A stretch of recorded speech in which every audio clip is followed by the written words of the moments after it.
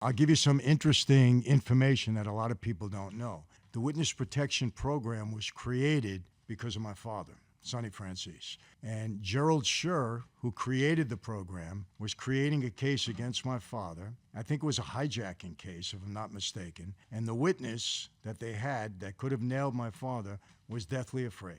He said, I'm going to get killed. The guy didn't testify, but he convinced Congress or whoever it was at that point that we need to protect people to come forward. And the Witness Protection Program was created out of that. Because of your father? Because of my father. And Gerald Schur will, you can look it up. All right, welcome to another episode. I'm Chazz Palminteri. The Wise, and I'm Michael Franzese. The Wise Guy. That's right. We got another episode for you. Remember we talked about it in a couple episodes ago. What is myth? What is real? Michael, what is myth? What is real in the Mafia and in Hollywood? I think we could both talk about that. Our producer, John, had some questions that some people wrote in. And John, let's talk about what is myth, what is real in the mob. So the first question was for Mike, and it says, the Mafia doesn't play well with others. The myth that the Italian Mafia has always been at war with rival organized crime groups. Is it a fact or is it a myth? That's a myth.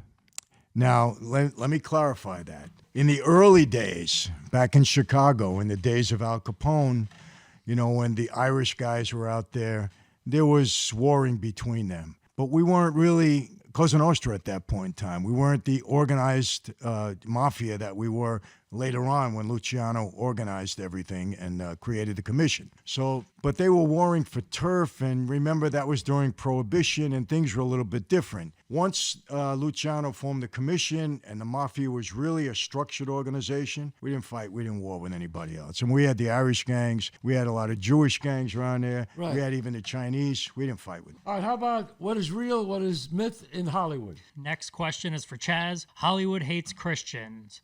The fact is Hollywood and most other mainstream media is ignorant to all things Christian. Is that fact or a myth? I think that's fact. I think they hate movies about God. If you do anything about God or a movie, hate it. They just don't think it works. They don't like it. I don't know if they don't like it because it doesn't make money, or they don't like it because they're not Christian. Well, let's go back to, let me ask you this, Mel Gibson's Passion of the Christ. Nobody wanted to touch that film. Went around 2 or 3 times. Nobody wanted to touch it. So when Mel Gibson did, he put up his own money. And even after he made it, he tried to sell it to them. Still didn't want it after they saw it. So he said, you know what, I'm putting it out. And it made like $500 million. Yeah. And why do you think? Was that just resentment over Christians, or did they really did not think it would make a lot of money? They didn't think it would make a lot of money. You know, so it wasn't the fact, in your opinion, was it the fact that it was a Christian film? Yeah, I mean, I wish I knew the answer to that. I made a movie called Noel. It's a Christmas movie. And it's about, a good portion of it is about spiritual and God, and they didn't want to make the movie. I went out and got this cast. I got Robin Williams, Susan Sarandon, Penelope Cruz, Alan Arkin, and the late Paul Walker. What a cast. Wow. What a cast. But I had to get Robin Williams before they finally said yes to make the movie. They just said, Chazz, it's really a nice script. It's a wonderful movie, but who cares? That's what he said to me. Who cares? He would rather spend $150 million and get Tom Cruise to do a movie than spend $20 million and make this movie. That's the way he said. He said it to me. So I guess it's somewhat of true. They don't like making movies about religion. Well, I can tell you this. So many people have come to me, because I'm a Christian, and they know I have ties to the industry, wanting to me, oh, you know, Michael, we got to make more Christian films. We got to put them out there, which is true because there is a huge Christian audience that would support good Christian films. The problem is that a lot of these films are just corny. They just don't work. But some of the good ones have done really well. I thought Passion of the Christ was good. Oh, it was brilliantly done. Yeah. I mean, I thought it was great. Yeah. There was another one. There's a couple of films out there that I thought were really well. But, you know, they shouldn't call it a Christian film. It's a movie. It's a movie. You know, and if a good movie is a good movie. I agree. That's it. But when they label it a Christian film, right away there's something that, I don't want to say this. Yeah, you're right. All right, what's next, John? Next one's for Michael. The Mafia has all but died out. The truth of the matter is that the scope and activity of the Mafia has certainly diminished and has been diluted over the course of the last half century. However, the Mafia is currently estimated to maintain around 3,000 members around the United States. I believe that's mostly true. I think after the mid-'80s, when the government really started to utilize the racketeering laws very effectively. They put a real dent in that life. They took away the unions. The forfeiture statutes really hurt people. They put the bosses in jail.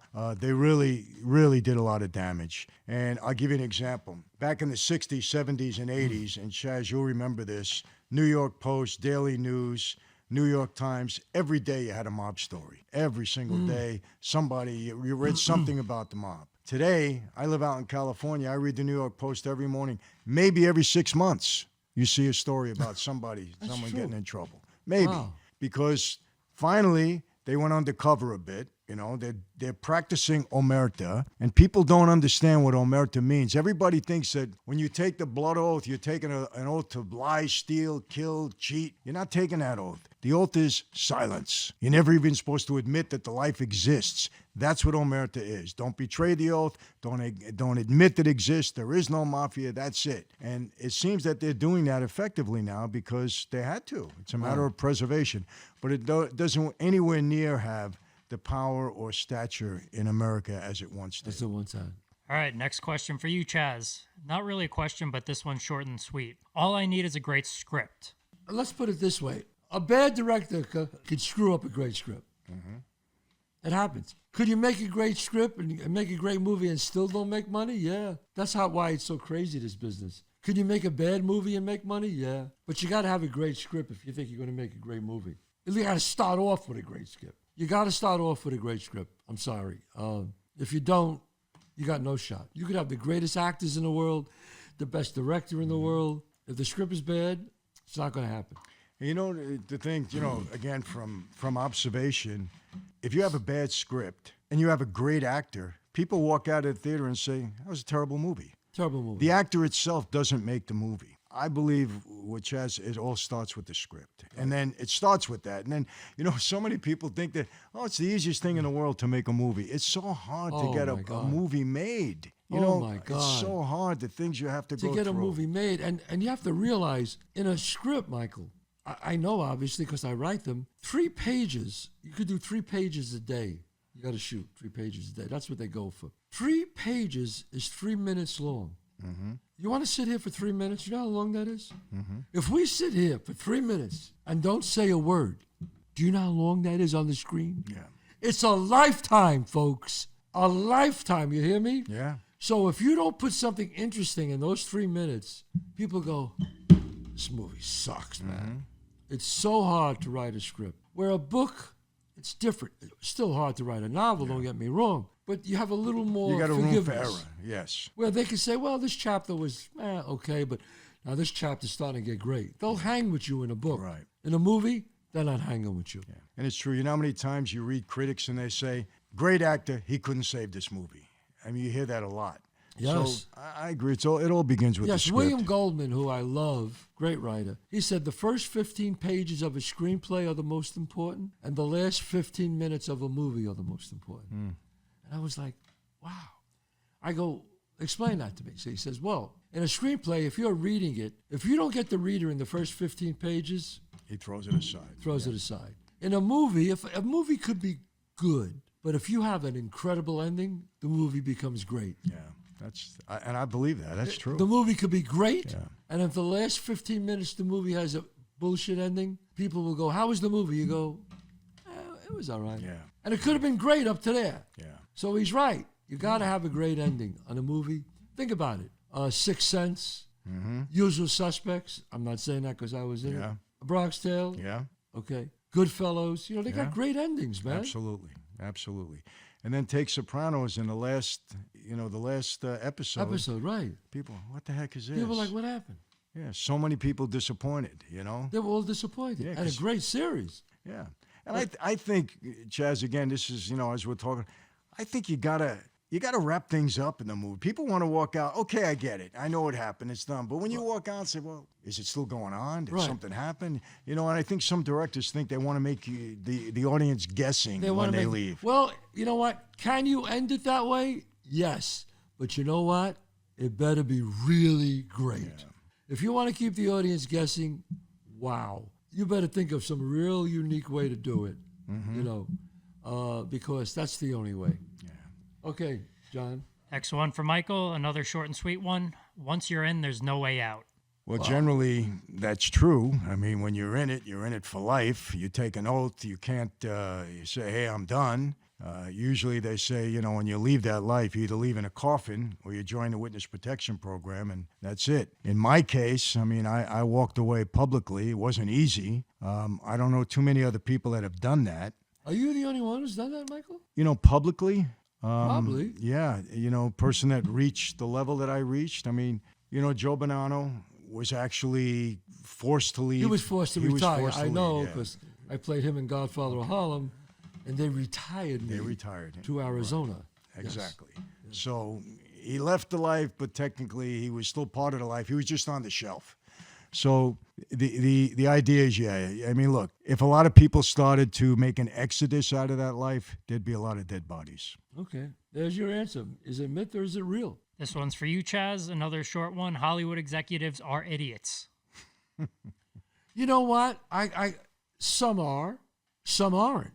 You know, some are. I'll give you cases where Hollywood executives, Robert Evans, who in The Offer, The Offer was a brilliant mind. He really was. Instincts. Brilliant. I mean, was he right all the time? No. He didn't he didn't want to hire Al Pacino, you know. He hated Pacino. He hated Pacino. But he was, you know what? Yeah. But he was wrong about that one. Yeah. But he really knew. I remember when they did Love Story. And they said to Evans, you know, the girl can't die. Back then, you never did that. The girl dies? What is everybody crazy? Yeah. And Evans says, the girl dies. That's it. Love is never having to say you're sorry. The way they wrote the book, that's it. You cannot change that. People love the book, they'll love the movie. And he said, no, the girl dies. And he was right. He was right. He supported the Godfather. Supported the Godfather. I got to tell you, for those of you who haven't seen The Offer, I'm really enjoying it. The actor that's playing, right, he's brilliant. He's a British actor.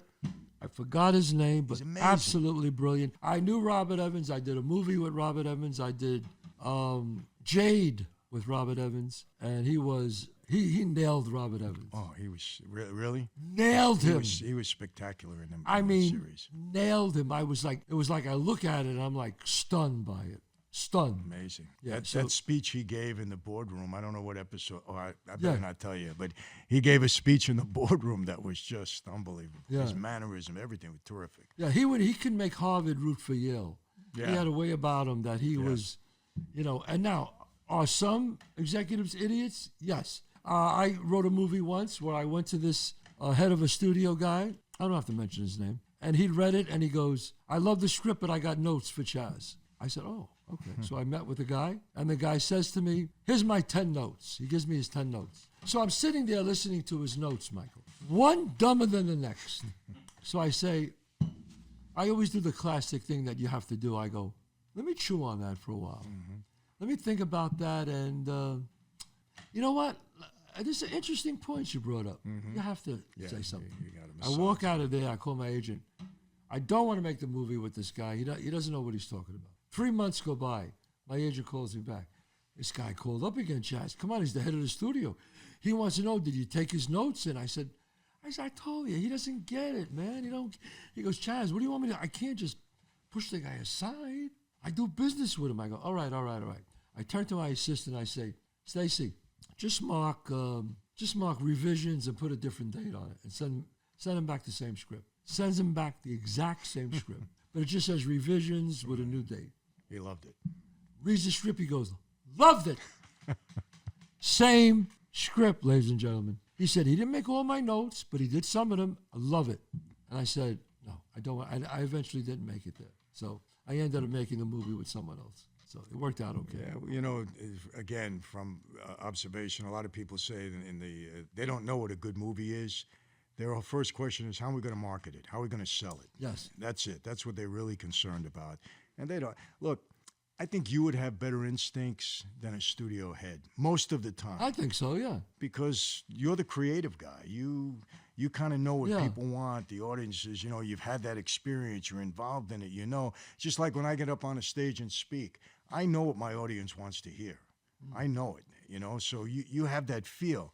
a lot of the studio heads, the suits, they don't have that same Some of them feel. don't have. I mean, I met some studio heads who were very smart. Sherry Lansing, very smart. Lansing, right, I've heard Sherry of her, Lansing, yeah. very smart. I'm trying to remember the ones that I knew, that I met.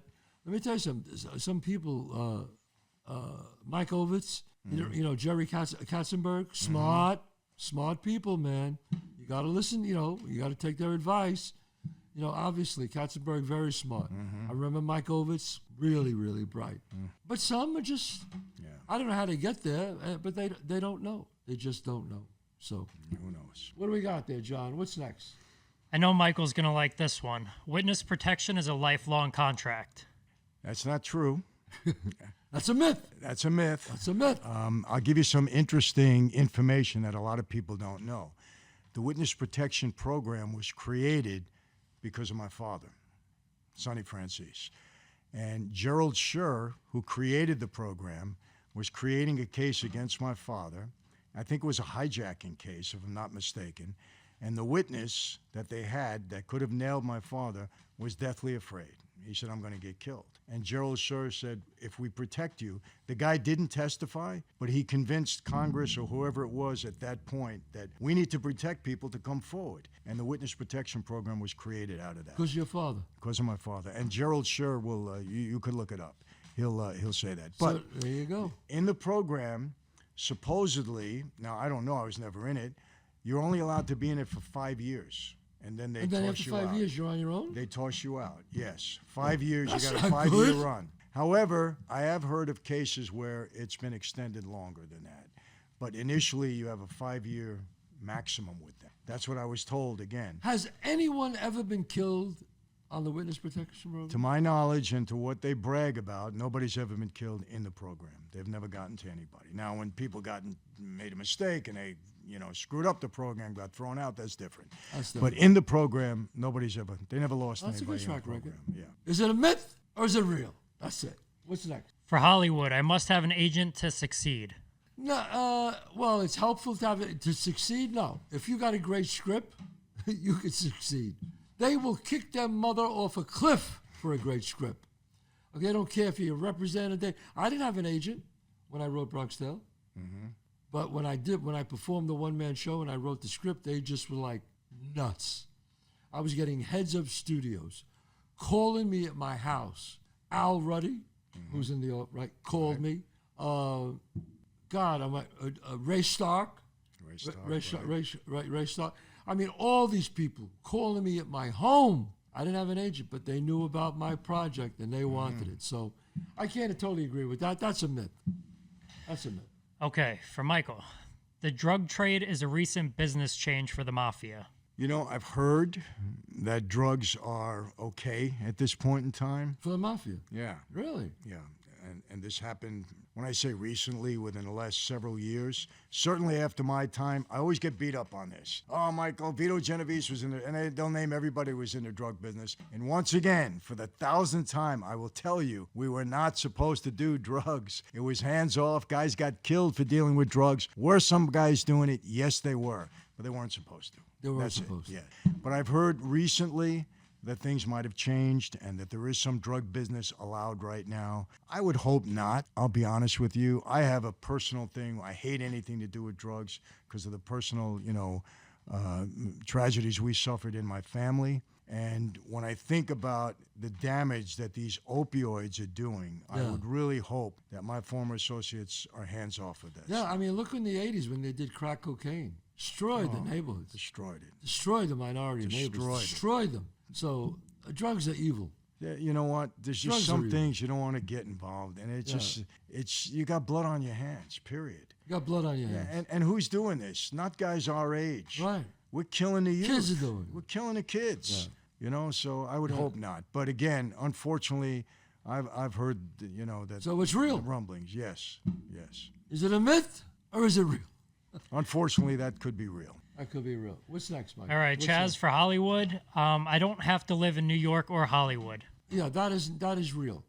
You don't have to live in New York or Hollywood now. When I was coming up, you had to, but not now with all COVID changed everything. You could do a script. You could put yourself on tape. You could do Zoom meetings. So you don't have to live in New York or Hollywood. So I agree with that. I think that's true. That is definitely true. I could say this, though, I would think, at least again from observation, a lot of good talent has come out of all over the country in different places. Oh, yeah. Yeah, and then, I mean, you didn't have to be born in New York or No, or LA, no. But if back when I started, you had to either live on either coast. Right. Otherwise, you're dealing in small potatoes. But now you can put yourself on tape. You don't have to Send live it here. in, yeah. What's Okay, for Michael, the Mafia is a quote-unquote family business. Well, again, the mafia is segregated or divided into families. So in that sense, they're called families. Do they operate as a family? Well, not the traditional family, obviously. I think it's family in name only. Although let's do it this way: there's a lot of nepotism in the mafia. A lot of family There is. members. Oh yeah. A lot of nepotism. A lot of fathers brought their sons in, and brought your cousins, nephews, and it's basically a security thing. You think if you're bringing your family in, well, they're never going to turn. That's the thought behind it. Oh. So there's a lot of nepotism. So I guess in that way it's family. But unfortunately, there is a saying that I used to believe with all my heart, and that is blood is thicker than water. I don't know if I believe that anymore. I really don't. I've seen too many family members go against one another, and I've seen friends hold firm. So I don't know if I actually believe that. Biblically, you go back to ancient times when Cain killed Abel.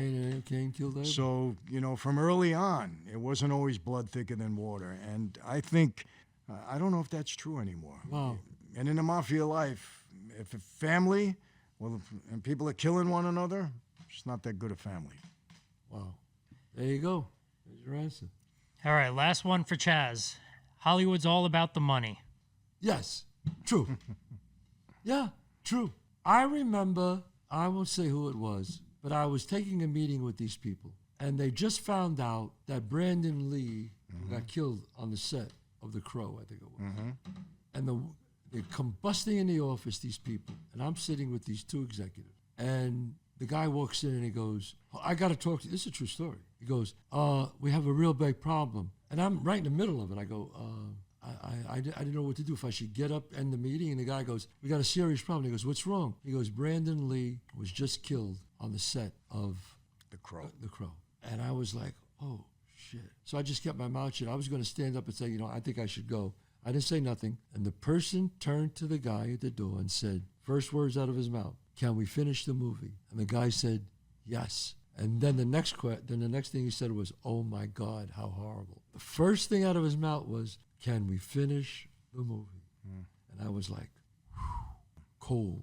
But it's like I remember a guy explained to me, it's like a bowling ball going down a hill. When a movie starts, you've got to finish it, man. There's too much money involved.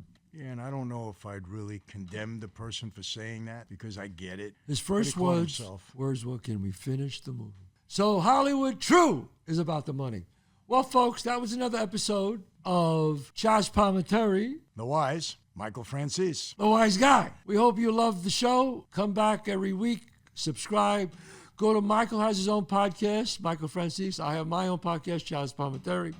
But don't forget to visit us, because we're having a ball here doing this. Send in your questions to our show, and we love to answer them.